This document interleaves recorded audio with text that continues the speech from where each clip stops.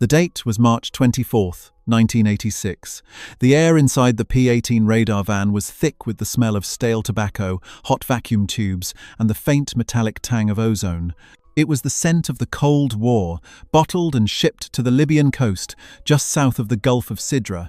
For the Soviet advisory team stationed here, this was the edge of the world. A concrete and sand outpost tasked with guarding Colonel Gaddafi's line of death. Outside, the Mediterranean night was cool and absolute, a black velvet curtain against which their allied Libyan crews watched for ghosts. Inside the van, it was a world of sickly green light. Captain Dmitry Volkov, a 3-year veteran of the Soviet Air Defense Forces, or PVO, stared at his circular scope. His face was slick with sweat, illuminated by the rhythmic sweep of the indicator line.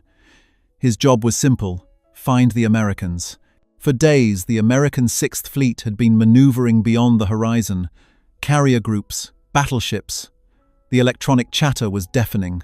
The Libyans were agitated, paranoid, their bravado cracking. Dmitry, however, was a professional. He was here to mentor, to operate the complex S-200 Angara air defense system, what NATO called the SA-5 Gammon. It was a monster.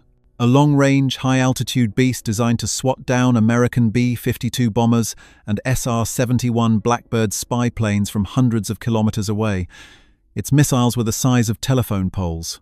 Its square-pair engagement radar was a massive, powerful dish, the size of a small building, sitting exposed on the sand 100 meters away. "Anything?" his warrant officer, Pavel, mumbled, wiping his palms on his fatigues. "Nothing but sea clutter and their carrier noise," Dmitry replied, his voice a low monotone. He distrusted this mission. The S-200 system was strategic. It was built to defend the Rodina, the motherland, not to play chicken with American carrier jets in a desert backwater. It was slow to set up, slow to tear down, and its radar was a bonfire in the electromagnetic spectrum. When it was on, everyone knew it. Then, it happened. A Libyan lieutenant burst into the adjoining command post, shouting in frantic Arabic. The translator's voice cut through the static. "Contact! Multiple contacts! They are crossing the line!" Dmitry's training took over. S-200, engage! Power up the square pair! Full illumination! The order was relayed. A deep, mechanical groan vibrated through the bunker floor as the giant radar dish swiveled. A powerful hum spiked, the sound of megawatts of energy being focused into a tight beam, punching out across the water. On Dmitry's scope, the clutter instantly resolved. 3 distinct fast-moving targets. American. They were a 7 Corsair II aircraft, small attack jets. They were bait. "They are too low, Captain," Pavel said, his voice rising. "The S-200 cannot engage them this close." "It doesn't matter," Dmitry snapped. "We have acquisition. We are painting them. They know we see them. They will break off." This was the dance. The Americans would probe, the Libyans would light them up, and the Americans would retreat, having gathered the electronic intelligence they wanted. But this time, the dance was different. The targets did not break off. Instead, a new tone screamed in Dmitry's headset.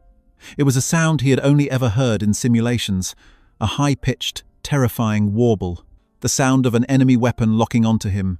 "What is that?" yelled Pavel. "Anti-radiation," Dmitry shouted. "They fired! Shut it down!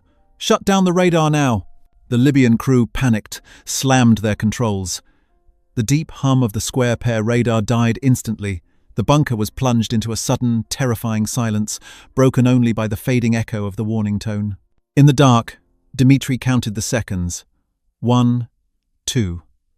The American missile, a Shrike, he assumed, would follow the beam. With the beam gone, the missile would go stupid.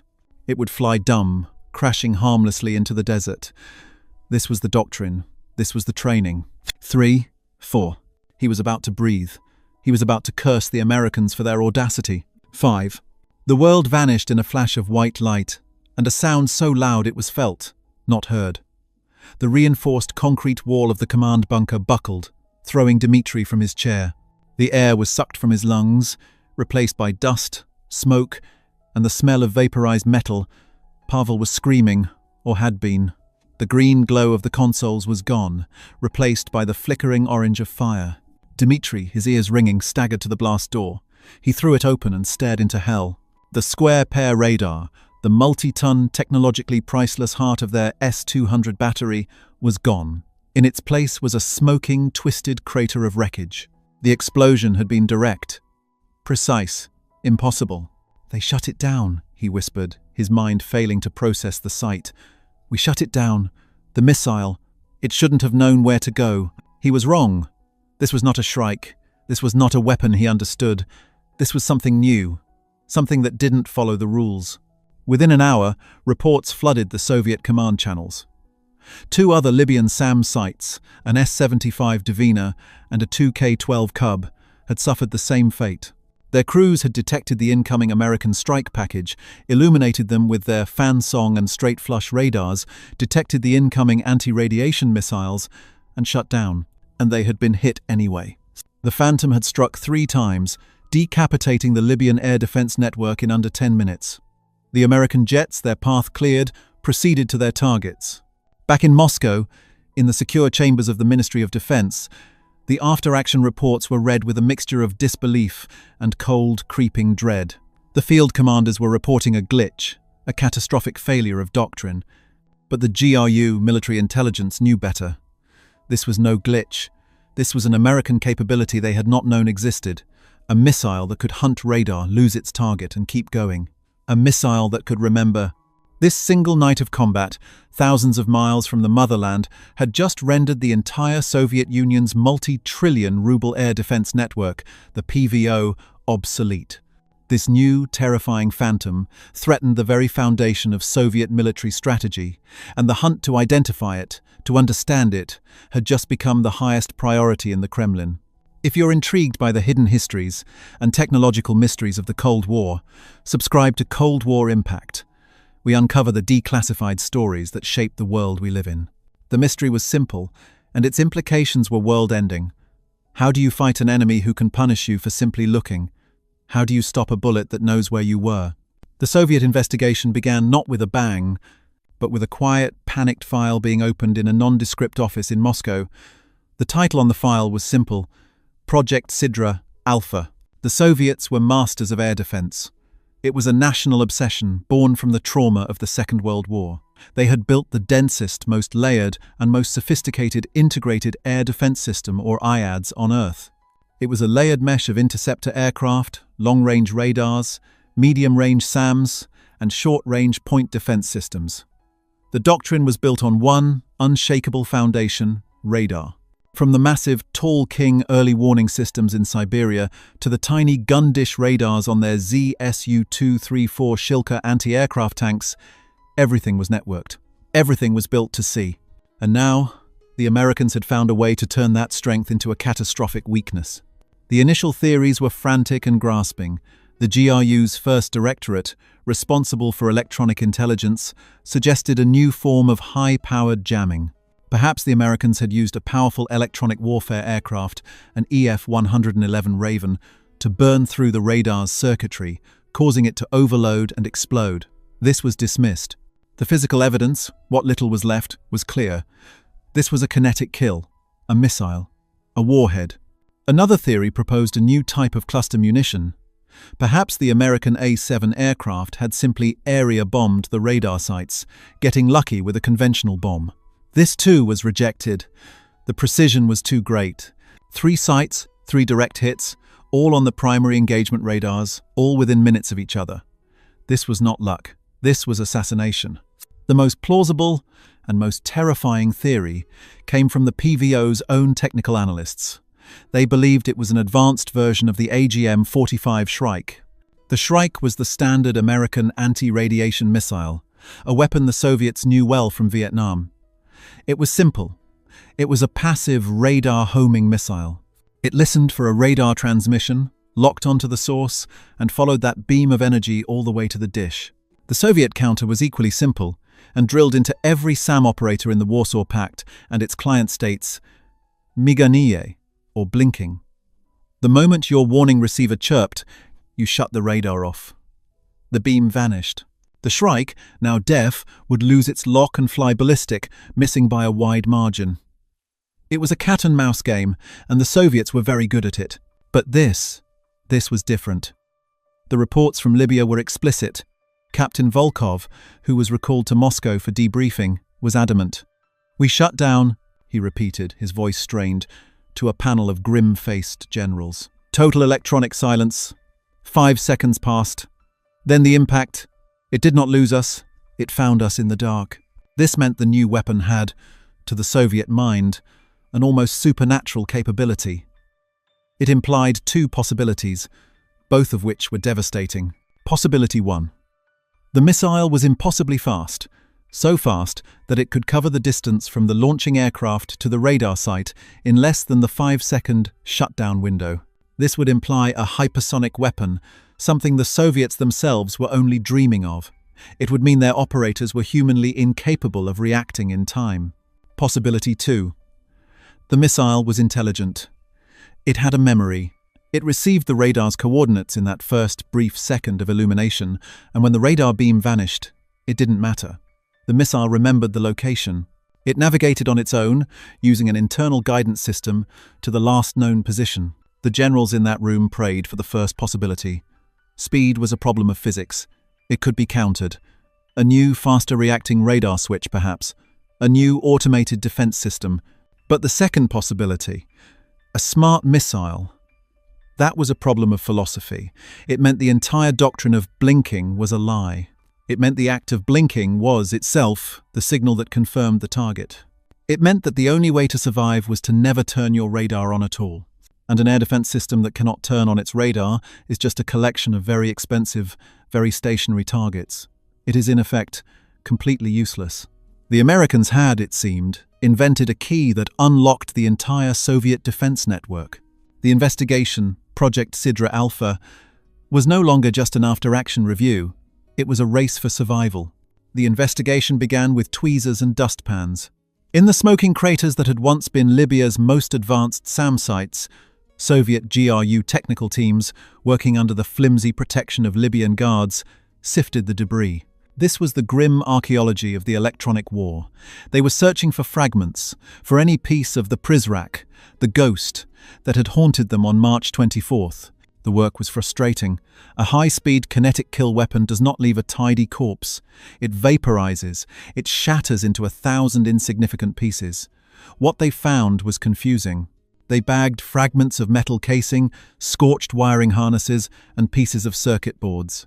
These were flown by military transport to the Chkalovsky Air Base near Moscow and rushed under armed guard to the specialized laboratories of the PVO's own research institutes.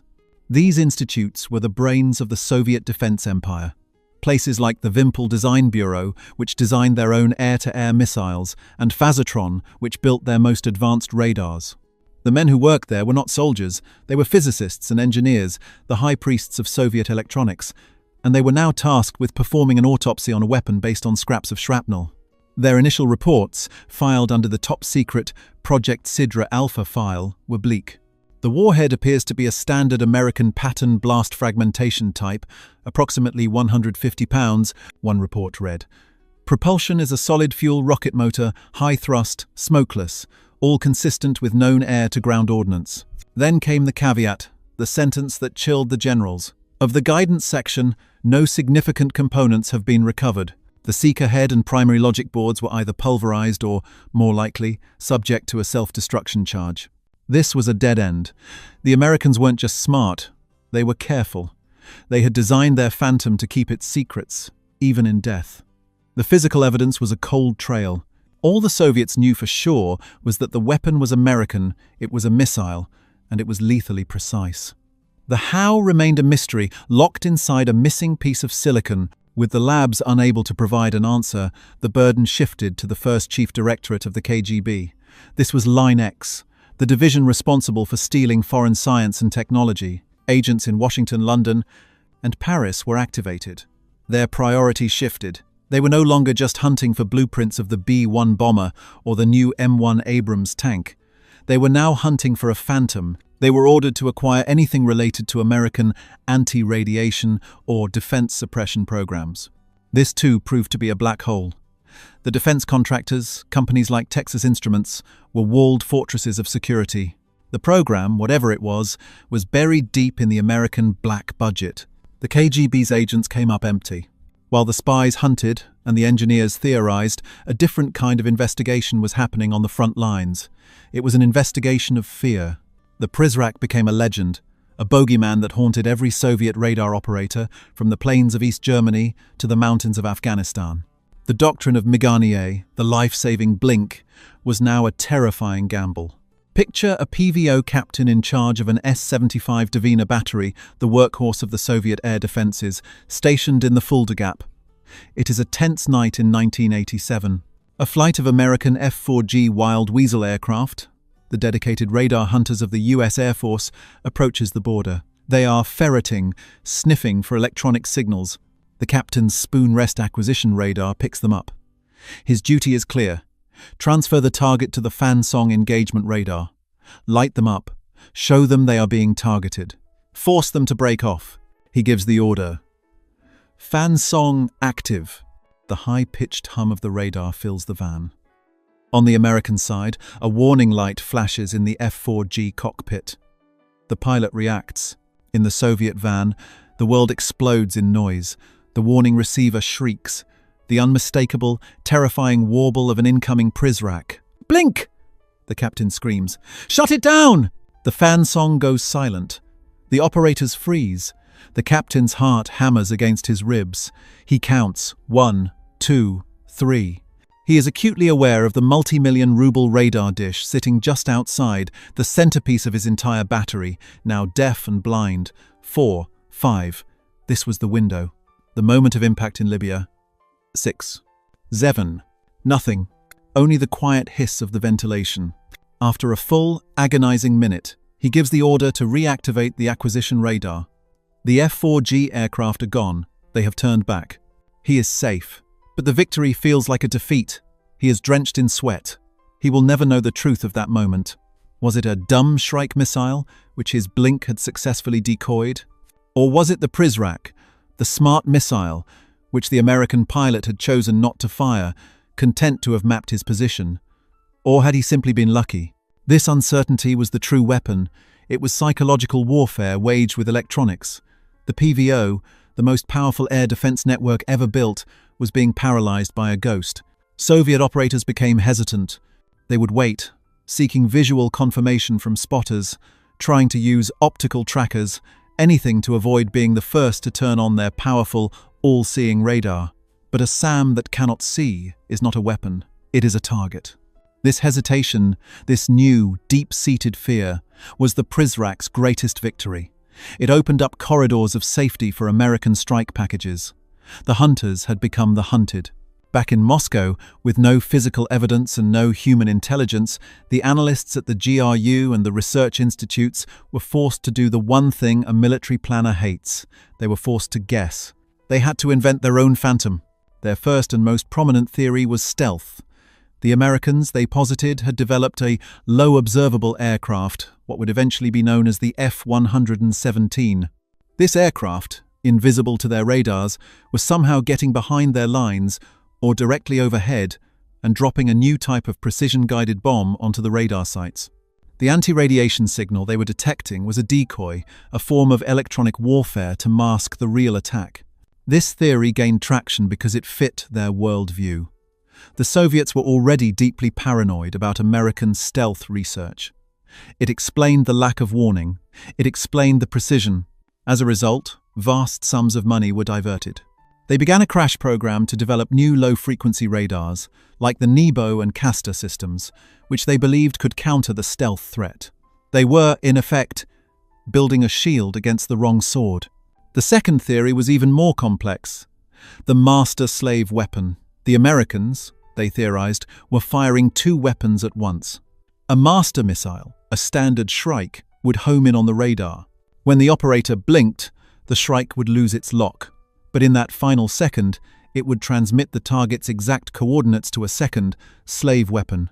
This second weapon, perhaps a small, air-launched cruise missile, would then fly to that pre-programmed coordinate, using its own internal navigation, striking the radar site even after it had gone silent. This theory terrified them because it implied a level of high-speed digital data linking and automated coordination that their own industry could not hope to match. The third theory was the simplest, and the one they were most reluctant to accept. They called it the inertial missile.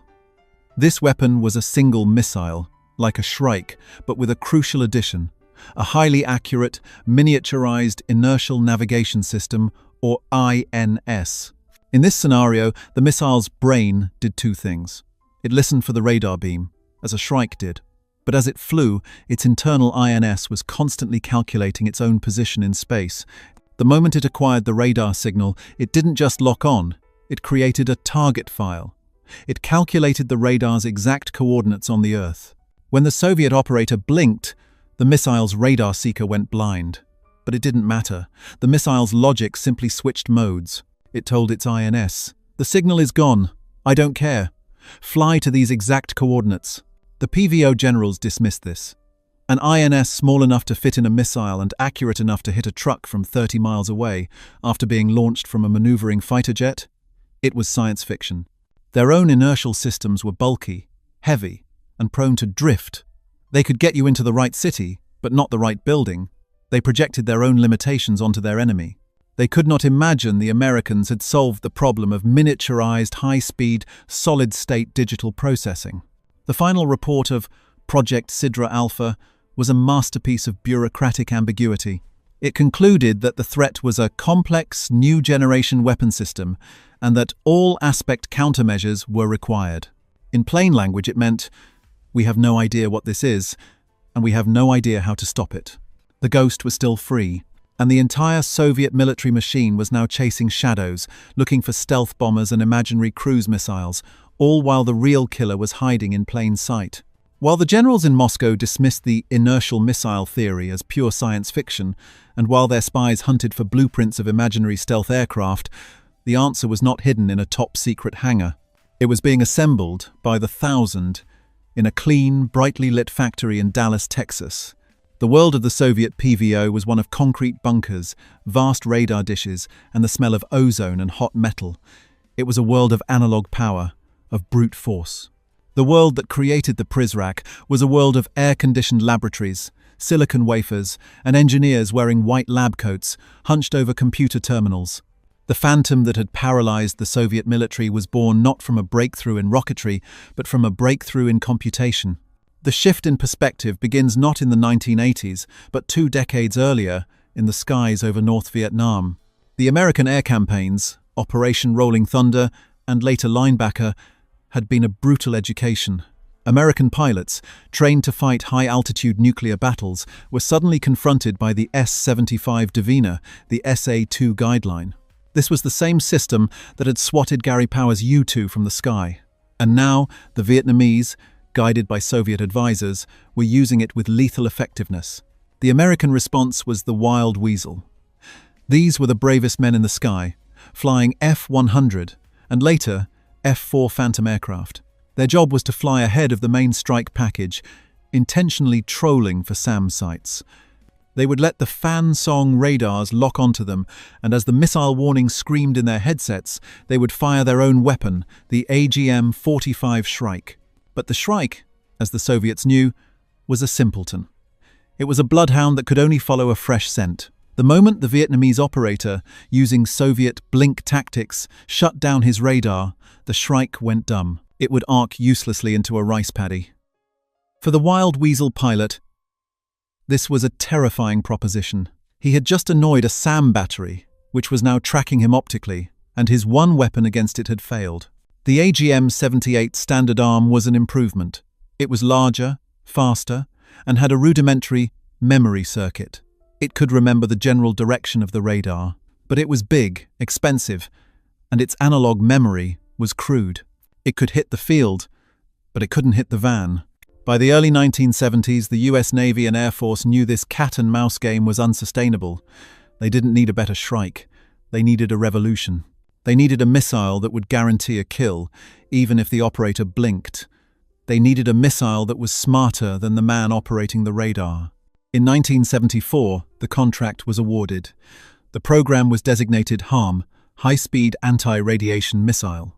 The winning contractor was not a traditional builder of airframes, but a company that had helped invent the microchip, Texas Instruments.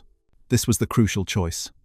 The challenge, as defined by the Pentagon, was not one of aerodynamics. It was one of data processing.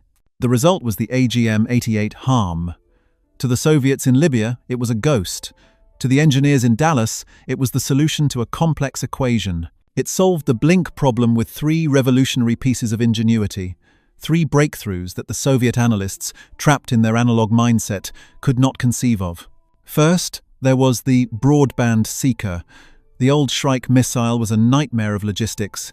It came in multiple versions, each with a seeker head tuned to a specific radar frequency. A Shrike built to kill an S-75 fan song was deaf to an S-125 low blow. A pilot had to know what he was hunting before he even took off. The HARM seeker was a revolution. It was a wideband digital receiver. It could listen to the entire spectrum of known enemy air defense radars, all at once. It was not just a seeker, it was a scanner. It could detect, identify, and prioritize multiple threats simultaneously. It was a digital threat library in the nose of a missile. It could tell the pilot, there are 3 radars out there. 2 are spoon rest search radars, but 1 is a fan song engagement radar. That is the one that can kill you. Second, there was the high-speed component. The HARM was incredibly fast, capable of speeds well over Mach 2. This was not just for show, this was a psychological weapon. It compressed the timeline. It meant that from the moment a Soviet operator's warning receiver went off to the moment of impact, the time was not 10 or 15 seconds. It was less than 5. It was designed to be faster than a human's ability to react, assess, and shut down. But the third component was the impossible one. It was the one the Soviet generals had dismissed as science fiction. The HARM had a brain. Tucked behind the seeker was a solid-state digital flight computer, coupled with a highly accurate, miniaturized, strapped-down inertial navigation system, or INS. This was the assassin's memory that Captain Volkov had faced in Libya. Here is how it worked, and why it was so devastating. When the American A-7 pilot over the Gulf of Sidra detected the square pair radar, he didn't just lock on, he selected the target and squeezed the trigger. The HARM dropped from the wing. In that first second, its broadband seeker stared at the powerful beam from the S-200's radar. It instantly calculated a target file. It identified the radar type, its exact frequency, and most importantly, its precise latitude and longitude. It stored these coordinates in its digital memory. Then, it ignited its smokeless rocket motor and accelerated, climbing toward the target. 5 seconds later, Captain Volkov, terrified, gave the order to shut it down. The massive square pair beam vanished. The electronic scent was gone. On an old Shrike missile, the mission would have been over. It would have gone stupid. But the HARM's brain simply executed a new line of code. Its logic switched. Mode 1, homing, failed. Mode 2, inertial, engaged. The missile's digital computer asked its INS a simple question. Where am I? The INS replied with its own precise coordinates. The computer then did the math. I am here, the target is there. The target is no longer talking, but I know its address. The missile's flight fins adjusted. It was no longer a radar homing missile. It was now a GPS-guided bomb, before GPS existed. It flew, ballistic but precise, on pure memory. When it arrived at the last known address, it executed its final, lethal logic. Its seeker would reacquire if the radar foolishly turned back on. If it did not, the missile simply flew to the pre-programmed coordinate and detonated its 145-pound warhead directly over the target. This was the Phantom. The inertial missile theory was not just real, it was fielded, operational, and had just drawn first blood. The true American dominance, the secret that the KGB's Line X could not steal, was not the missile itself. It was the industrial base that could mass-produce the miniaturized digital processors that made it possible. The Soviets were still building their computers with vacuum tubes and bulky transistors. Their inertial systems were massive, spinning gyroscopes, fit for a submarine but not for a missile. They simply could not imagine that their enemy was already fitting the power of a room-sized computer into the nose cone of a 10-inch wide pipe. The Soviets were looking for a ghost. They should have been looking for a microchip. The revelation did not come from a single, dramatic confrontation over the skies of Germany. There was no Top Gun moment where a MiG-29 pilot came face-to-face with the new American weapon. The truth, as it so often does in the world of intelligence, arrived quietly, not as a thunderclap but as a whisper. It came in the form of a file, thin and innocuous, placed on the desk of a GRU colonel in Moscow in late 1987. The file contained a tear sheet, a single-page summary smuggled out of a NATO defense symposium in Brussels by a Line X agent. It was not a blueprint. It was not a classified technical schematic. In many ways, it was worse. It was a marketing abstract from Texas Instruments, complete with the weapon's official mundane designation, AGM-88 HARM, high-speed anti-radiation missile. The colonel convened the veterans of Project Sidra Alpha, the engineers and analysts who had spent 2 years chasing the Prizrak. They met in a secure, windowless room, the air stale with cigarette smoke. He projected a grainy, photocopied image onto the screen. It was the missile. It looked to their eyes unremarkable. Just another tube with fins. Then he projected the text. The analysts leaned forward, their blood running cold. The words, in bland technical English, confirmed their single greatest fear. They read the phrases, and each one was a nail in the coffin of their entire defense doctrine. Broadband, frequency agile seeker, solid-state digital processor, pre-briefed target of opportunity mode. And then, the sentence that stopped the room. The sentence that ended the debate. Primary guidance supplemented by strapped-down inertial navigation system for terminal homing on shutdown emitters. The room was utterly silent. The inertial missile, the science fiction theory that the senior generals had dismissed as impossible as a projection of their own technological fantasies, was real. It was not just real, it was in production. The Americans were building them by the thousand. This was the shock moment. It was not the shock of an explosion, but the cold, sickening shock of realization. The slow, creeping horror of understanding that you are not just behind, but that you are playing an entirely different game, and you have just discovered you don't even know the rules. One of the senior engineers, a man who had designed the radar for the S-300, a man whose entire life's work was built on the power of the radar beam, spoke into the silence. His voice was hollow. "They did it," he whispered. "They put a brain inside a bullet." Every countermeasure they had proposed, every theory they had chased for the past 24 months, was instantly rendered obsolete. It wasn't stealth. It wasn't a master-slave weapon. It was, in their minds, something infinitely more terrifying. A disposable, fire-and-forget, artificially intelligent assassin. The implications cascaded through the room, through the Ministry of Defense, and into the Kremlin itself. It meant that every blink tactic, every piece of training drilled into 100,000 PVO operators, was a death sentence. It was a dinner bell. It actively confirmed the target for the missile's inertial memory. It meant that their new, expensive stealth hunting radars, the low-frequency NEBO systems, were just as vulnerable. The moment they switched on, they too would become targets for a weapon that didn't care about the radar's purpose, only its location. It meant that the entire multi-trillion-ruble PVO network, the thousands of radar dishes, the concrete bunkers, the hardened command posts stretching from East Germany to the Pacific, was not a shield. It was a target list. A pre-built inventory of coordinates for a missile that could not be fooled. The response was not one of resignation. It was one of frantic, desperate, and ultimately futile countermeasures. The Soviet military machine, wounded and cornered, did what it did best. It threw everything it had at the problem. Their first response was a new doctrine: shoot and scoot. If the missile knew where you were, the only answer was to not be there when it arrived. The age of the static, fortress-like SAM site, the S-75 and S-200, was over. The harm had killed it. A crash program was initiated to fast-track a new generation of mobile air defense. This gave birth to the 9K-37 Buck, what NATO called the SA-11 Gadfly, and the formidable Tor SA-15 Gauntlet. These were not just transportable, they were true, all-in-one, transporter, erector launcher and radar, or TELARs. They were designed to drive into a field, unmask, turn on their radar, fire their missiles, and be moving to a new, pre-planned hiding spot in under 5 minutes. Their second response was electronic. If you can't hide, then you must blind. The Soviet electronic warfare divisions, the REB forces, were given a blank check. They rushed to develop and field a new generation of powerful, ground-based jammers. These were systems like the SPS-5000, and the Polina series. Their job was not to be subtle. Their job was to blast out so much white noise and garbage signals across the entire radio spectrum that the harm's delicate broadband seeker would be overwhelmed, deafened by a hurricane of static. Their third response was the most cunning: deception. The Soviets, masters of maskirovka, or military deception, began to mass-produce cheap, expendable decoys.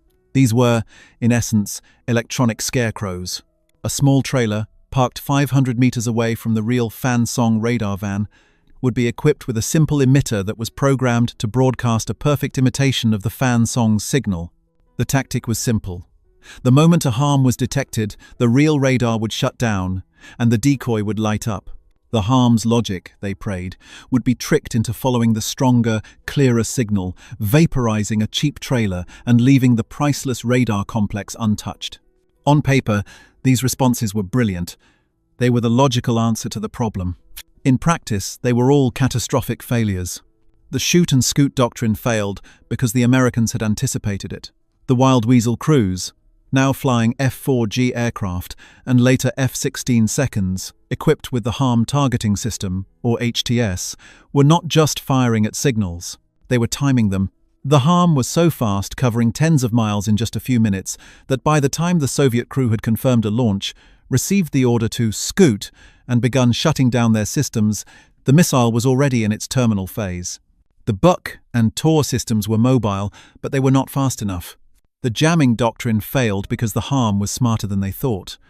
The engineers at Texas Instruments had already given its digital brain a home-on-jam mode. When the missile was flooded with a powerful, obvious jamming signal, its logic did not shut down, it simply reprioritized. It concluded, "I cannot hear the radar, but I can hear that incredibly powerful jammer. The jammer is right next to the radar, therefore, I will kill the jammer." The Soviet jammers, designed to protect the radars, simply became the Harm's new favorite target. And finally, the decoy doctrine failed because the Harm was a system, not just a missile. The American pilot in the cockpit had a new display.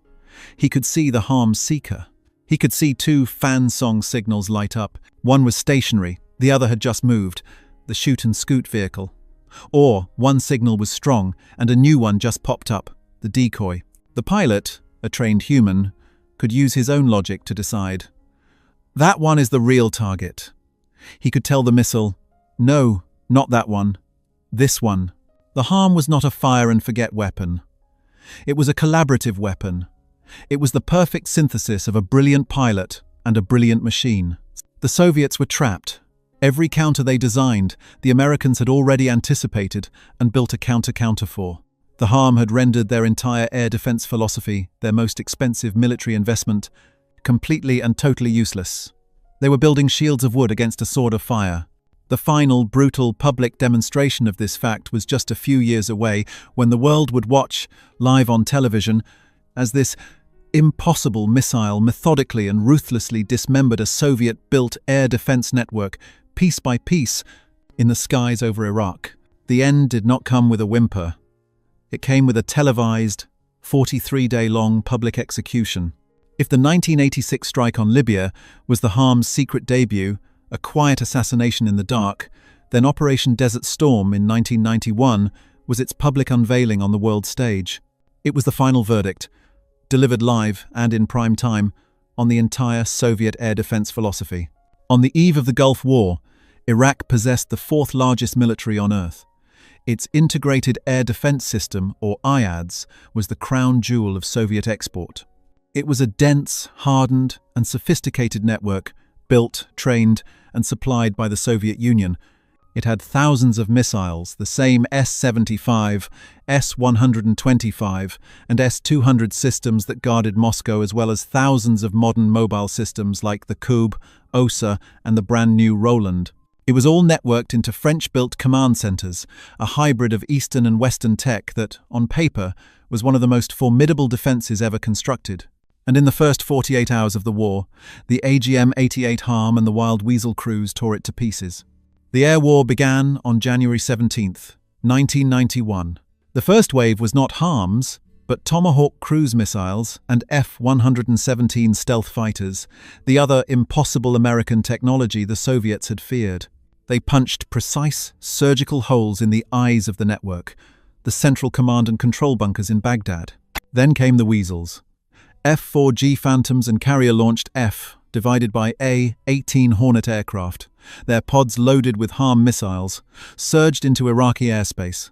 This time, they were not just probing, they were hunting. What happened next was not a battle, it was a rout. The Iraqi radar operators, many of them trained by the same Soviet advisors who had analyzed the Libyan strikes, faced the Prizrak's impossible choice. If they turned their radars off, they were blind.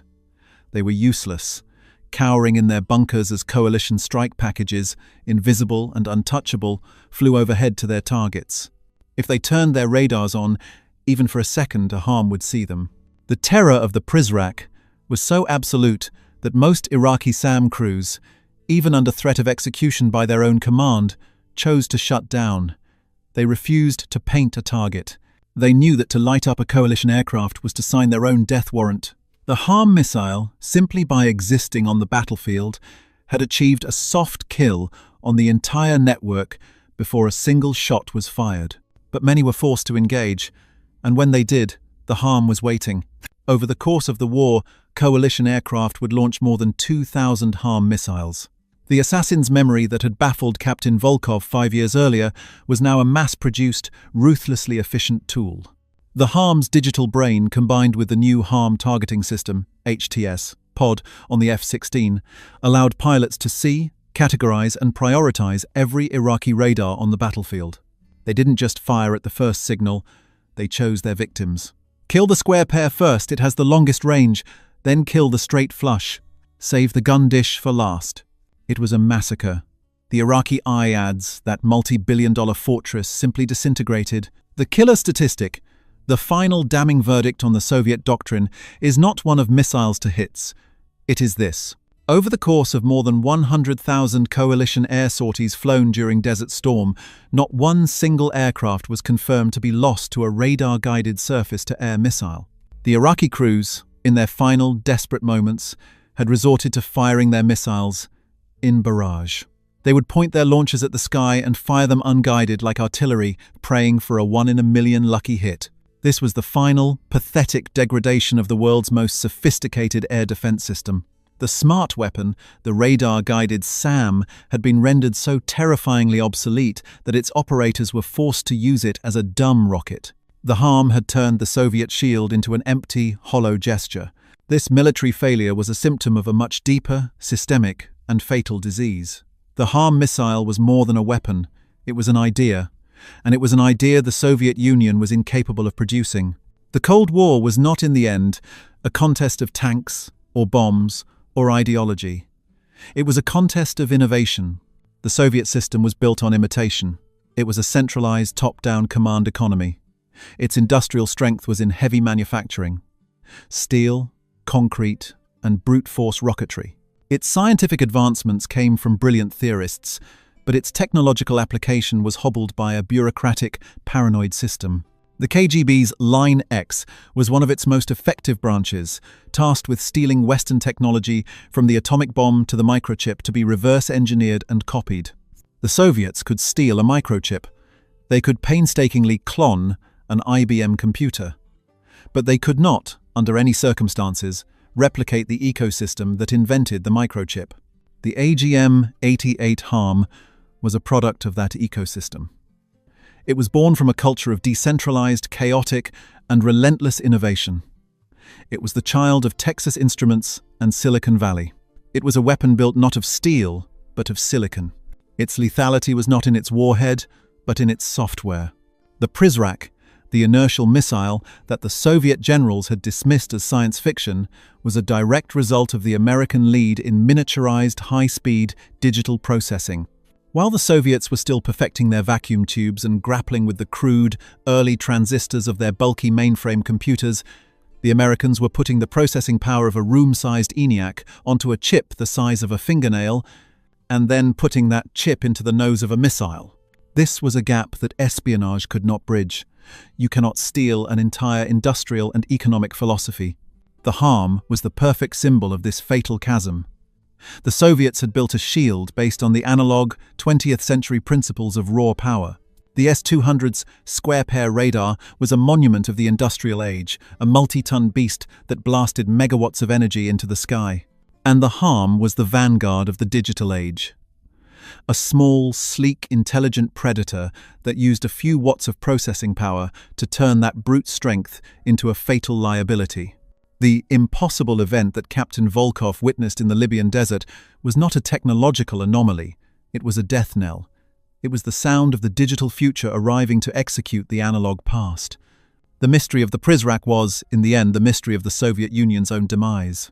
They were a 20th century industrial giant, a colossus of steel and steam, rendered extinct by an enemy who had learned to weaponize pure thought. The Cold War was not won by the tank, it was won by the microchip, and the AGM-88 harm was the bullet that proved it. March 17th, 1982. The Polyarny Naval Intelligence Center, Murmansk Oblast. The air in Admiral Valentin Kozlov's office was thick with the scent of strong black tea and the faint, metallic hum of secure teleprinters. Outside, a relentless Arctic wind howled across the snow-covered Kola Peninsula, a sound Kozlov had associated with duty for 3 decades. His office was a sanctuary of polished mahogany and meticulously organized charts, a world of order built to counter the chaos of the unforgiving Barents Sea. On his desk, under the warm glow of a brass lamp, lay a file-stamped Osobaya Papka special folder. It contained the overnight reconnaissance analysis from a recent NATO exercise in the Norwegian Sea, codenamed Alloy Express. Kozlov was a man of numbers, a naval officer who believed in the cold, hard mathematics of warfare. He knew the tonnage of every ship in the American Second Fleet, the range of their missiles, the sortie rates of their aircraft. His entire career was built on a foundation of predictable, quantifiable threats. But the data in this folder was different. It didn't feel like mathematics. It felt like a violation of logic. He stared at a series of satellite images and signal intelligence intercepts, his mind struggling to reconcile what the analysts were claiming with what he knew to be possible. The report detailed the actions of a single American carrier battle group centered on the USS Eisenhower. According to the data, this one group had, over a simulated 72-hour period, successfully defended against, tracked, and theoretically annihilated a combined force of over 200 Soviet aircraft and 30 submarines. It was a war game, yes, but the parameters were based on established Soviet doctrine, the massive multi-axis saturation attack designed to overwhelm any naval target.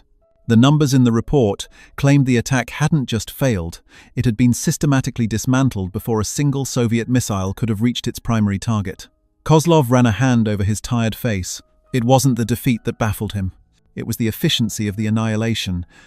The report described a battle space hundreds of miles in diameter, controlled and sanitized by this single, floating fortress. It spoke of enemy aircraft being destroyed by missiles fired from ships over 100 miles away, of submarines being hunted and killed by aircraft they never knew were there. To Admiral Kozlov, a ship was a ship. You could sink it. But this report described something else entirely. It described a network, a single, integrated weapon that occupied an impossible volume of ocean space. He couldn't believe it. It felt like a deliberate piece of American disinformation designed to induce paranoia. Yet, the raw data from their own signals intelligence corroborated the claims. The sheer scale of coordinated firepower was a cognitive dissonance he couldn't resolve. It was a quiet moment of disbelief that would soon ripple through the entire Soviet Navy, and it's the kind of hidden history we explore every week here on Cold War Impact. If you enjoy uncovering these stories, consider subscribing. To understand the depth of Admiral Kozlov's shock, one must first understand the worldview of the Soviet Red Banner Northern Fleet. For decades, the Soviet Navy had been defined by a deep-seated inferiority complex. Born from the ashes of the Second World War, where its role was largely coastal and subordinate to the Red Army, the Navy looked across the globe at the uncontested might of the United States Navy with a mixture of envy and dread. American aircraft carriers, mountains of steel projecting power across every ocean, were the ultimate symbols of this dominance. They were floating slices of American territory, capable of launching strikes that could devastate entire nations. To the Kremlin, these carriers weren't just ships. They were strategic threats on par with nuclear missile silos. The man tasked with challenging this reality was Admiral of the Fleet Sergei Gorshkov, the charismatic and visionary builder of the modern Soviet Navy. Gorshkov knew he couldn't beat the Americans at their own game. Building massive carriers to match the American fleet would be ruinously expensive and technologically unfeasible for the Soviet industrial base. So, he devised a different strategy, a doctrine of asymmetric warfare built around a single brutal concept: the carrier kill. The entire structure of the Soviet Navy was reconfigured for this one purpose. Instead of building large multi-purpose vessels, they created specialized hunter-killers.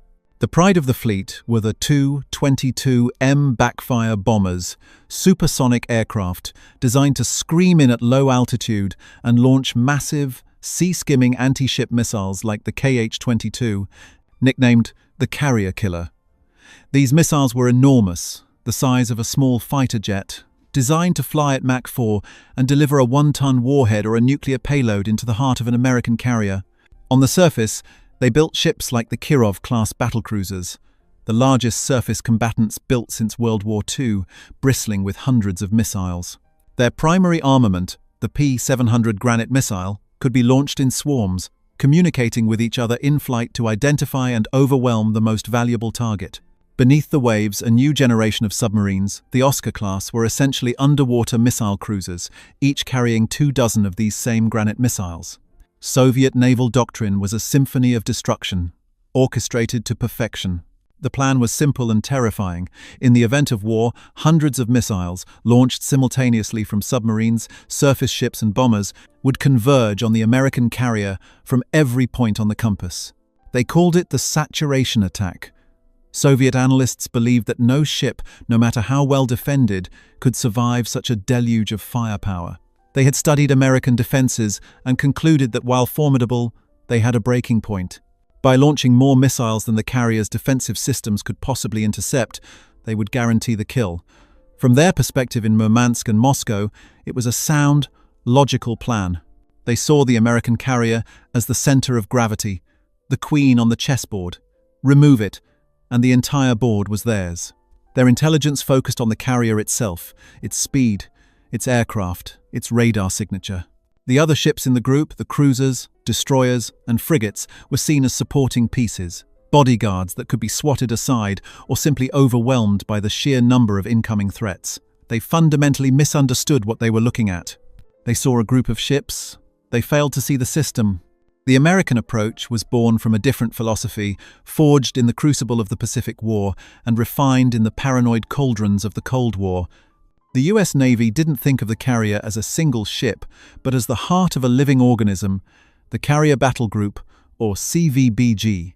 This organism wasn't just a collection of vessels sailing in formation, it was a deeply integrated, multi-layered network of sensors and weapons, a mobile ecosystem of lethality. Its purpose was not merely to attack, but to establish absolute control over a massive area of air and sea. The genesis of its modern form came from a chilling realization in the 1960 seconds and 70 seconds. The Soviet saturation attack was, in theory, a viable threat. The American response was not to simply add more guns to their ships, but to completely redefine naval defense. They created a series of concentric defensive rings, each designed to thin the attacking Soviet herd. The outermost ring extended over 300 miles from the carrier. This was the domain of the F-14 Tomcat. More than just a fighter, the F-14 was a fleet defense interceptor, a flying missile battery. Its powerful AWG-9 radar could track 24 targets simultaneously, and its primary weapon, the AIM-54 Phoenix missile, was a revelation. A Phoenix missile could engage a Soviet bomber from 120 miles away, long before the bomber could get into range to launch its own anti-ship weapons. A squadron of Tomcats could create a defensive wall of radar and missiles, so vast that Soviet bomber formations would be decimated before their crews even knew the battle had begun. The next layer, roughly 100 miles out, was where the true revolution in naval warfare lay. This was the kingdom of the Aegis combat system, first deployed on the Ticonderoga-class cruisers. The Aegis system was the stuff of Soviet nightmares. Its heart was the Spy-1 radar, a phased array system that could detect, track, and direct weapons against more than 100 targets, sea-skimming missiles, high-diving bombers, even artillery shells simultaneously. A single Aegis cruiser provided more air defense capability than the entire naval task forces of World War II. It was the ultimate shotgun, protecting the fleet from any leakers that might slip past the F-14 seconds.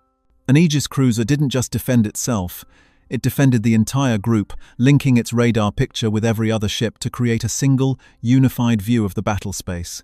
Closer in were the destroyers and frigates, forming a ring of anti-submarine warfare, or ASW specialists.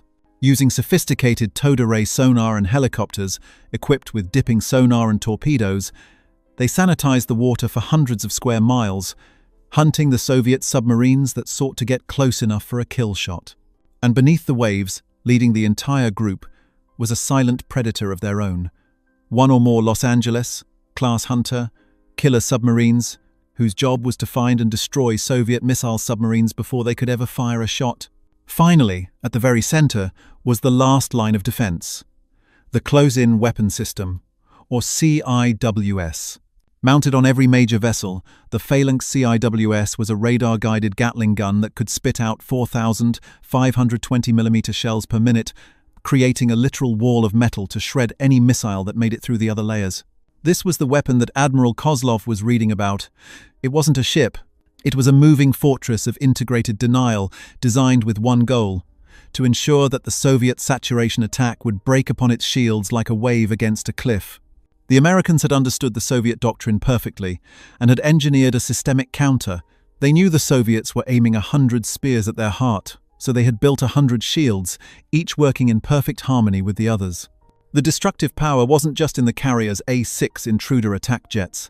It was in the F-14's long-range interception, the Aegis cruiser's omniscient gaze, and the submarine's silent hunt. To the Soviets, who thought in terms of ship-on-ship combat and missile exchanges, the sheer comprehensive nature of this defensive ecosystem was a concept so alien it was almost unbelievable. The build-up to NATO's Alloy Express 82 exercise was, for the Soviet Northern Fleet's Intelligence Directorate, a prime opportunity. These large-scale war games were a treasure trove of data, a chance to peek behind the Iron Curtain of American operational security. Soviet electronic intelligence, ELINT, ships, disguised as fishing trawlers, loitered just outside international waters, their antennas straining to capture every radar emission and radio communication. Spy satellites were repositioned for optimal coverage. The expectation at Polyani was straightforward. They would observe the American carrier battle group, centered on the USS Eisenhower, perform according to known parameters. They anticipated seeing the F-14 seconds launch to intercept simulated bomber streams, the escort ships activate their fire control radars, and a flurry of communications as the group struggled to manage a multi-pronged threat. The Soviet analysts had a checklist. They expected to see the American systems strained. They wanted to measure the delay between target detection and engagement, to find the saturation point where the Aegis cruiser's computers would be overwhelmed, to identify gaps in the F-14's combat air patrol. They specifically believed that by simulating attacks from multiple vectors, 22 M backfires from the north, 16 Badgers from the east, and multiple submarine threats from below, they would force the Americans to reveal their defensive seams. Their entire doctrine was predicated on the idea that a sufficiently complex attack would induce chaos. They expected to hear frantic American radio traffic, see ships maneuvering in desperation, and witness the telltale signs of a system pushed to its breaking point. For them, it was a mathematical equation. They were adding variables of speed, altitude, and numbers, fully expecting the American solution to crumble under the pressure. The first reports that filtered back to Admiral Kozlov's desk were not shocking because of what they contained, but because of what they lacked. There was no chaos. There was no frantic radio chatter. There was an eerie, unnerving silence. The simulated attack began as planned. A wave of 22 M backfire bombers was notionally launched from Soviet airbases, their flight paths programmed into the wargame. In the real world, these bombers would be screaming towards the carrier group at supersonic speeds. In the simulation, their electronic signatures and flight profiles were the enemy. From the Soviet listening posts, the first sign that something was wrong was the activation of the F-14 seconds AWG-9 radars. This was expected. What was not expected was the range. The American fighters saw the bomber stream from over 200 miles away.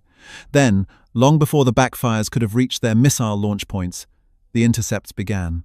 The Soviet analysts listening in couldn't believe what their data was showing them. There was no frantic scramble. Instead, data links from an E-2 Hawkeye airborne early warning aircraft calmly assigned targets to specific fighters. One by one, Phoenix missiles were launched. On the Soviet intelligence plot, the icons representing their elite bomber crews began to blink out, one after another, at a range of over 100 miles from the carrier. They had been killed by an enemy they never could have seen.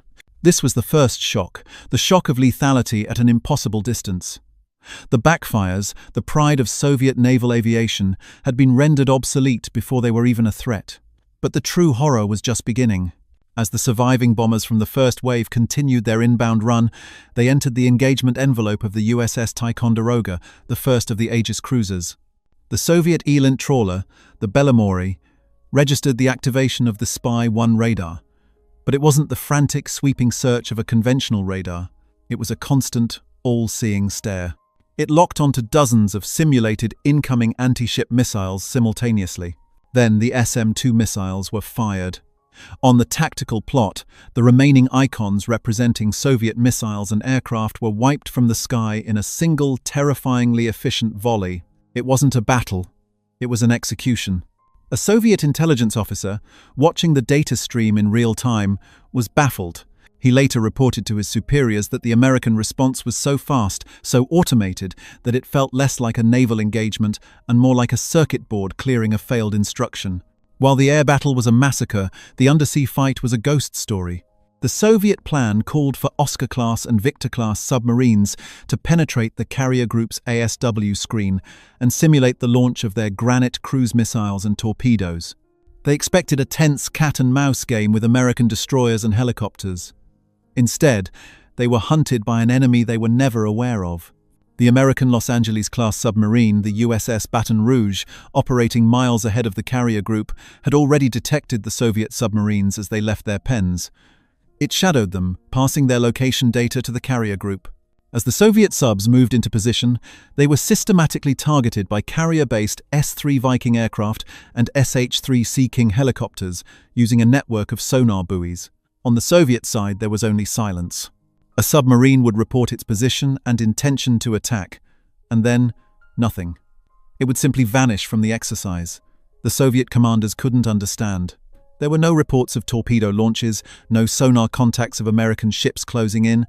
Their submarines were simply being erased from the board, picked off one by aircraft that appeared out of nowhere. This was the second, more profound shock, the shock of total battlespace awareness. The Americans weren't just defending themselves. They saw everything, everywhere, all at once. The carrier battle group wasn't a fortress with walls. It was a vast, invisible web. To touch any part of it was to alert the spider at its center. The immediate aftermath at the Northern Fleet headquarters was one of stunned professional disbelief. Admiral Kozlov and his team spent the next 48 hours in a state of controlled panic. Communications between Murmansk and Moscow crackled with urgent, coded requests for clarification. Analysts were ordered to re-verify every piece of intelligence. Could the Americans be faking their data? Was this an elaborate electronic warfare deception? But their own ships, their own satellites, told the same story. The raw data was undeniable. They had simulated an attack with over 200 aircraft and 30 submarines, the culmination of their entire naval doctrine, and the American response had been a calm, systematic, and almost insultingly easy slaughter. An emergency meeting was convened. Seasoned captains, men who had spent their lives training to fight the American Navy, stared at the battle plots with grim, ashen faces. They had always assumed there would be a fight, a bloody exchange, where their courage and numbers would eventually win the day. The data from Alloy Express suggested something far more terrifying. It suggested there would be no fight at all, just a swift, silent annihilation conducted at arm's length. The psychological impact was immediate. Their carrier-kill doctrine, the central pillar of their naval strategy for a generation, had been proven to be a fantasy. They had built 100 spears, only to discover their enemy was protected by a seamless, impenetrable force field. The Soviet admirals weren't just shocked, they were horrified. They had been preparing for the wrong war. The terrifying efficiency witnessed during Alloy Express 82 was not an accident of circumstance. It was the product of a deliberate and systematic integration of technology and doctrine that had been decades in the making. The American advantage wasn't just in having better ships or faster planes, it was in networking them together into a single cohesive killing machine. The true heart of the carrier battle group's dominance was an invisible architecture of data links known as the Naval Tactical Data System, NTDS, and its more advanced successors, Link 11 and Link 16. This was the digital nervous system that connected every component of the fleet into a shared consciousness. To the Soviets, who relied on voice commands and siloed information, this was a concept so advanced it bordered on science fiction. Through these data links, the E-2 Hawkeye, circling high above the fleet, could see a formation of incoming bombers, and without a single word being spoken over the radio, instantly transmit their location, speed, and heading onto the radar screens of the F-14 Tomcat interceptors and the Aegis cruiser below. The F-14 pilot didn't just see what his own radar saw, he saw what the Hawkeye saw. The Aegis commander didn't just see what his own powerful SPY-1 radar detected. He saw the entire battle space as a single, unified, tactical picture. This system transformed naval warfare from a series of individual duels into a coordinated, multi-domain slaughter. It allowed for a level of speed, precision, and collaboration that the Soviet command structure simply could not comprehend, let alone counter. This network was deployed across the entire US Navy, ensuring that every carrier battle group was not just a collection of ships, but a seamless, integrated weapon of continental scale. A stark example of this integrated lethality in action occurred in the tense skies over the Gulf of Sidra in August 1981. Libyan leader Muammar Gaddafi had declared the entire Gulf as Libyan territory, a claim the United States rejected. The USS Nimitz carrier battle group was sent to conduct freedom of navigation exercises, a direct challenge to Gaddafi's line of death. From the perspective of the two Libyan Su-22 fighter pilots scrambled to intercept the Americans, the situation must have seemed straightforward. They were experienced pilots in capable Soviet-built jets, flying to defend their nation's airspace. High above, however, an American E-2 Hawkeye was watching their every move from the moment their wheels left the runway. The Hawkeye's rotating radome, the tireless, all-seeing eye of the fleet, tracked the two Libyan jets, classifying them and feeding their data into the network. On board the Nimitz, two F-14 Tomcats from VF-41, the Black Aces, were diverted to intercept. The Libyan pilots likely never knew they were in danger. They saw the two F-14 seconds approaching head-on, a standard intercept. What they couldn't see was the stream of data flowing from the Hawkeye to the Tomcats, giving the American pilots a godlike awareness of the situation. They knew the Libyans' altitude, speed, and aspect angle before their own radars could even get a lock. As the distance closed, one of the Libyan pilots fired a heat-seeking missile. For the Americans, it was the final confirmation of hostile intent they needed. The response wasn't a panicked dogfight. It was a clinical, almost instantaneous execution. Both American pilots, having already achieved a missile lock, fired their AIM-9 Sidewinders. From the Libyan perspective, it must have been utterly baffling. One moment they were engaging an enemy, the next, both of their aircraft were disintegrating in balls of fire. The entire engagement, from missile launch to kill, lasted less than a minute. For the Libyans, it was a sudden, violent death. For the Americans, it was a textbook demonstration of the system at work. Detection by the Hawkeye, interception by the Tomcats, and a clean, efficient kill, all seamlessly coordinated through the network. The dominance extended to the silent, claustrophobic world of undersea warfare. Though here the shock was not of sudden violence, but of a slow, grinding, psychological dread. The GIUK gap, the stretch of ocean between Greenland, Iceland, and the United Kingdom, was the primary breakout route for the Soviet Northern Fleet submarines into the Atlantic. For a Soviet submarine captain, transiting this gap was the ultimate test of skill and nerve. Their mission was to slip through the Western naval blockade undetected and put themselves in a position to threaten American supply convoys or the carriers themselves. But waiting for them was a multi-layered net of American ASW assets. The Soviets knew about the surface ships and the patrol aircraft. What they couldn't truly appreciate was how these assets worked together. From the perspective of Captain Second-Rank Dmitry Volkov, commanding a new Victor III-class nuclear attack submarine, the GIUK gap was a haunted house. For days, his sonar operators would hear nothing but the groans of the ocean. Then, a faint, almost imperceptible sound would appear on their screens, the distant thrum of a P-3 Orion patrol aircraft dropping a pattern of sonar buoys miles away. Volkov would order a course change, diving deep to try and slip beneath the thermal layers that could mask his acoustic signature. For a few hours there would be silence again. Then the sound would return, this time from a different direction. Another pattern of buoys. They were being herded. He couldn't see the enemy, but the all-seeing eye of the American network was clearly tracking him. The data from the sonar buoys was being relayed via satellite to ASW operational centers, which in turn were directing not just the P-3 seconds, but also American Los Angeles-class submarines lurking silently in the depths. Volkov and his crew were trapped in a state of constant paranoia. Every creak of the hull, every unexpected sonar return, was a potential sign of impending death. The Americans weren't just hunting them, they were toying with them, letting them know they were being watched. The horror for Soviet submariners was the dawning realization that there was no safe place, no shadow deep enough to hide from a system that could listen from the sky, the surface, and the depths all at once. Perhaps the most potent demonstration of this systemic dominance was not in a hot-fire engagement, but in a calculated act of strategic intimidation.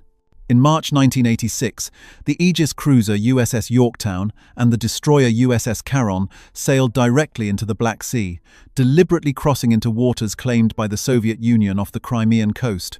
This was a freedom of navigation operation designed to send a single, unambiguous message. From the Soviet perspective at the Sevastopol naval base, it was an act of breathtaking arrogance. The response was immediate and furious. MiG-23 fighters were scrambled. Su-15 interceptors were put on alert, and Soviet frigates were dispatched to shadow the American vessels. The Soviet commanders were itching for a fight, but they were helpless. As their fighters approached the American ships, their electronic warfare officers saw something that chilled them to the bone: the signature of the Yorktown's Spy 1 Aegis radar locking onto them. It wasn't just one lock. The system locked onto every single Soviet aircraft simultaneously, tracking them with unnerving precision. The Soviet pilots knew that if the Yorktown's captain gave the order, dozens of SM-2 missiles would erupt from the ship's vertical launch cells, and their entire air wing would be wiped from the sky in seconds. On the surface, the Soviet frigate Ladny pulled up alongside the Yorktown, making aggressive maneuvers and issuing warnings over the radio, which the Americans calmly ignored. The Soviet captain knew that his ship, with its conventional radars and fire control, was utterly outclassed.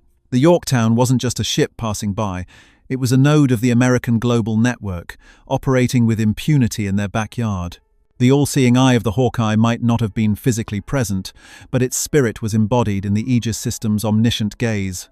The shock for the Soviets was one of pure impotence. They had all the hardware for a massive fight, but they couldn't use any of it. They were completely and totally checkmated, forced to watch as the Americans sailed calmly through their claimed waters, demonstrating to the world that the Soviet Union's maritime borders were an imaginary line the US Navy could erase at will. The slow dawning horror that began in the intelligence rooms at Polyarny eventually reached the highest echelons of the Soviet state. The realization that their entire naval doctrine was a house of cards was not a single dramatic event, but a creeping, corrosive truth that worked its way through the military establishment. This admission was never public, of course. Outwardly, the rhetoric of Soviet naval might continued unabated, but internally, the evidence was undeniable. Secret memos circulated within the main naval staff and the Ministry of Defense, their pages filled with grim analyses of NATO exercises and the chilling capabilities of the Aegis system. Admiral Gorshkov himself, the architect of the saturation attack doctrine, was forced to confront the reality that the technological pendulum had swung decisively in America's favor. In a classified 1984 review of fleet readiness, a document never intended to see the light of day, the conclusion was stark. The combat survivability of Red Banner Northern Fleet aviation and submarine assets in a full-scale engagement with a modern US carrier battle group is assessed as unacceptably low. The enemy's integrated data link and automated air defense capabilities represent a qualitative superiority that cannot be overcome by quantitative means at this time. This was a stunning admission. The entire Soviet military philosophy was built on quantitative means: massed tanks, massed infantry, massed missiles. To admit that numbers were no longer enough was to admit that their core strategic assumption was dead. The Soviet leadership was truly baffled. They had spent trillions of rubles building the perfect counter to the American carrier, only to find the Americans had changed the rules of the game entirely. The Soviet response was a mixture of desperation and imitation. Having realized their saturation attack doctrine was obsolete, they embarked on a frantic and ruinously expensive effort to build a counter. This led to two major initiatives. The first was the creation of their own aircraft carriers, the Kuznetsov class. These were not direct copies of American supercarriers. The Soviet industrial base simply couldn't produce such complex vessels. Instead, they were heavy aircraft carrying cruisers, a hybrid design that reflected their deep-seated missile-centric philosophy. Unlike American carriers, which were pure floating air bases, the Kuznetsov was heavily armed with its own massive P-700 Granite anti-ship missiles. It was a carrier that didn't fully trust its own aircraft. The planes themselves, the Su-33 and Mi-G-29 Kelvins, were formidable fighters, but the carrier's ski-jump launch system, a concession to their inability to develop reliable steam catapults, meant the aircraft couldn't launch with a full payload of fuel and weapons. This severely limited their range and combat effectiveness. The Soviet carrier was an answer to a question the Americans had stopped asking 20 years earlier. It was designed to fight a ship-on-ship battle, while the US Navy was already mastering a networked, over-the-horizon war. The second initiative was an attempt to create a Soviet version of the Aegis system. This was Project Fort, which resulted in the 300 Farads RIF naval air defense system, known to NATO as the SAN-6 Grumble.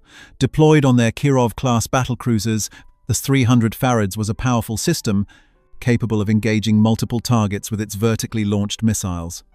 On paper, it looked like a worthy competitor. But it was a technological echo, not a true equivalent.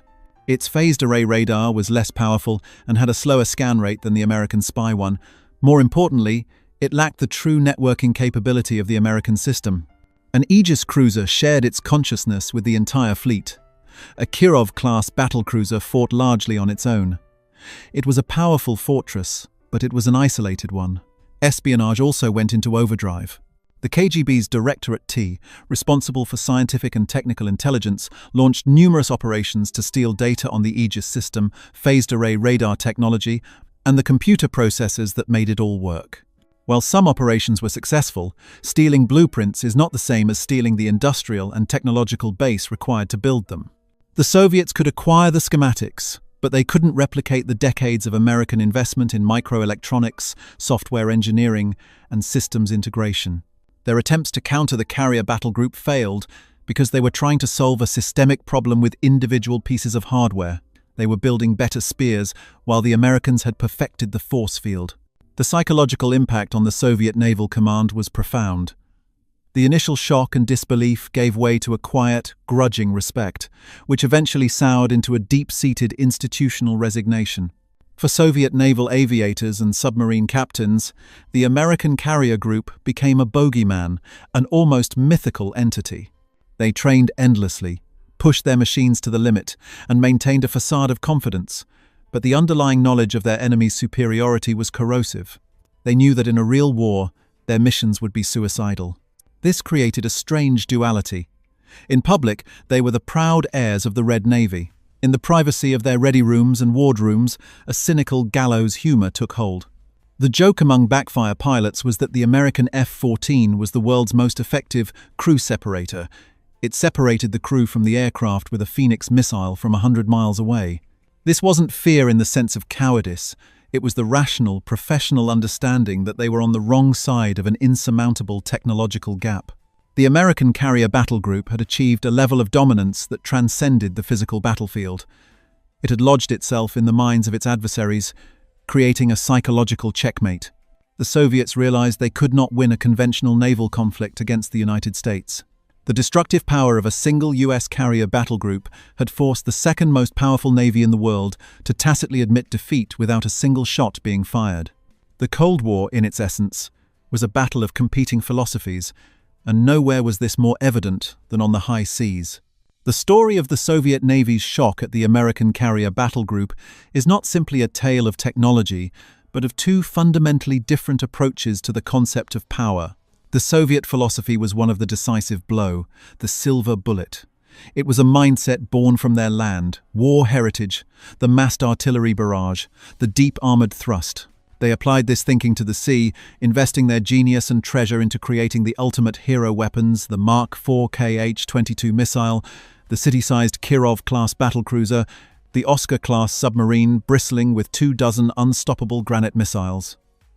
Each was designed to be a champion, a single piece capable of slaying the American queen and checkmating the game.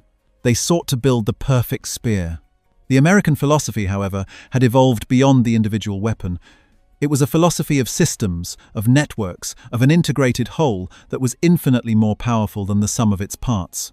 They understood that in the complexity of modern warfare, the winner would not be the one with the sharpest spear, but the one who controlled the entire environment in which the spear was thrown. The weapon was not the F-14 fighter, nor the Aegis cruiser, nor even the carrier itself. The weapon was the battle group, a single, distributed, thinking organism of steel and silicon. This was the ultimate expression of American dominance. Not just the ability to build a superior machine, but the ability to build a superior system. They didn't just build a better shield, they built a sentient fortress that could see and kill in every direction at once. The ultimate bloody demonstration of this systemic superiority would not come against its intended adversary. The Soviet Union, groaning under the weight of its own internal contradictions and the crippling expense of the arms race, would collapse before a final naval showdown could occur. But the weapon forged to fight it was about to be unveiled to the world.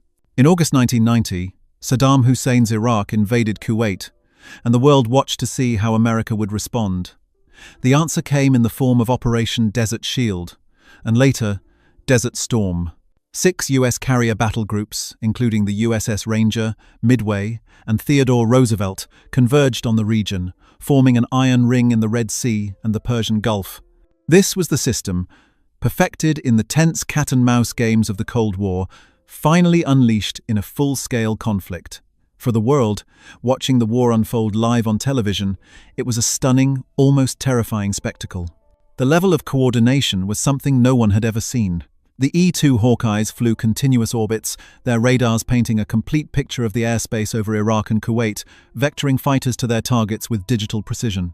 The Ticonderoga-class cruisers, the descendants of the ship that had so shocked the Soviets, formed an impenetrable air defense shield, their Aegis systems standing guard against any potential Iraqi Scud missile attacks. From the decks of the carriers, a relentless wave of air power was launched. A 6 Intruders and F divided by A, 18 Hornets flew thousands of sorties, striking targets with a level of accuracy that seemed impossible. They weren't just dropping bombs. They were using laser-guided munitions to put weapons through the air vents of specific buildings. This was the culmination of the network. A satellite would identify a target, an AWACS or Hawkeye would manage the airspace, a tanker would refuel the strike package, and the fighters would deliver the payload, all working in a seamless, real-time symphony of destruction. The Iraqi military, a large and battle-hardened force, was systematically dismantled. Their command and control evaporated, their air force was swept from the sky, and their ground forces were left blind and helpless. The carrier battle groups provided the overwhelming bulk of the coalition's air power in the opening weeks of the war, proving that they were not just defensive fortresses, but the sharp end of America's global power projection. The Soviets watched in horrified silence. Everything their intelligence had warned them about in the 1,980 seconds was now being proven in combat. The speed, the efficiency, the total battlespace awareness, it was all real. They had built a navy to sink a carrier. The Americans had built a system that could dismantle a country. In the end, the great Soviet Navy died not with a bang, but a whimper. As the USSR dissolved, its mighty fleet was left to rust. The half-finished aircraft carriers were sold for scrap. The Kirov-class battlecruisers, those behemoths bristling with missiles, were tethered to piers in Murmansk, their nuclear reactors cold, their hulls streaked with decay monuments to a failed doctrine. They were powerful weapons in search of a system that never truly existed. The American carriers, by contrast, sailed on. They remain to this day the centerpieces of American power, constantly evolving, integrating new aircraft, new data links, and new capabilities. The legacy of the Cold War carrier battle group is the very foundation of modern warfare. The concept of network-centric operations, of integrated, multi-domain battle, is the direct descendant of the philosophy that so baffled the Soviet admirals. The final poignant irony is that the Soviets always saw the carrier as the target. They never truly understood that the carrier was just the heart. The real power was in the invisible web of data that surrounded it, a web they could never see, but one that ultimately ensnared and crushed their grandest ambitions. They spent a generation learning how to kill a ship, while America had quietly perfected a new way to win a war.